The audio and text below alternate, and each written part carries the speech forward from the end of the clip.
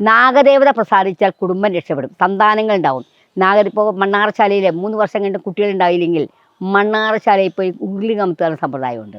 അതേപോലെ ആമേടയിൽ കുട്ടികളുണ്ടായില്ലെങ്കിൽ എന്നൊന്ന് കമത്തി വെച്ചിട്ട് ഒരു പട്ടൊക്കെ ഇട്ട് കമത്തി വെച്ചിട്ട് കാർത്തിക പൂജ ചെയ്യുന്നുണ്ട്. അപ്പം ഇങ്ങനെയെല്ലാം ചെയ്തു വരുമ്പോൾ ആ സന്താനം ഉണ്ടാകും. ഈ കുട്ടി ഉണ്ടായിക്കഴിയുമ്പോൾ അവിടെയും ചോറ് കൊടുത്ത് കുട്ടിയെ കൊണ്ട് കിണ്ടിയേറെന്ന് പറയും, കിണ്ടിയിൽ നാണയം വെച്ച് കഴിക്കും. അതൊക്കെ വളരെയധികം വളരെയധികം ഫലദായകമായ കാര്യങ്ങളൊക്കെയാണ്. അപ്പം നാഗദേവതയെ നമ്മൾ തൃപ്തിപ്പെടുത്തും. നാഗദേവതയ്ക്ക് വേണ്ടതൊക്കെ ചെയ്തു കഴിഞ്ഞാൽ നാഗദേവത നമ്മളെ അനുഗ്രഹിച്ചാൽ നാഗദോഷം തീരും. നാഗദേവൻ്റെ പ്രധാനപ്പെട്ട ക്ഷേത്രങ്ങളുണ്ട്.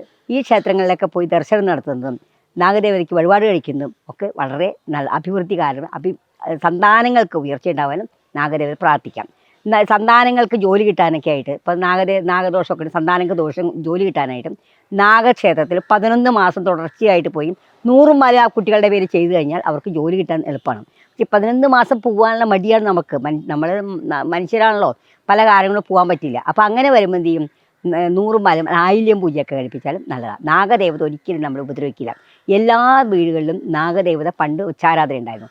ആ വച്ചാരാധനയുടെ സ്ഥലങ്ങളിൽ വർഷത്തിലൊരിക്കൽ 100 പാലം കൊടുക്കാം. ഞങ്ങളുടെ വീട്ടിലുണ്ട് നാഗം. അപ്പോൾ അങ്ങനെ വർഷത്തിലൊരിക്കൽ ദിവസം വെച്ചിട്ട് 100 പാലം കൊടുത്തു കഴിഞ്ഞാൽ ആ ദോഷം വരും. അവർ പ്രസാദിച്ചാൽ നമുക്ക് ഭയങ്കരമായ അഭിവൃദ്ധിയായിരിക്കും.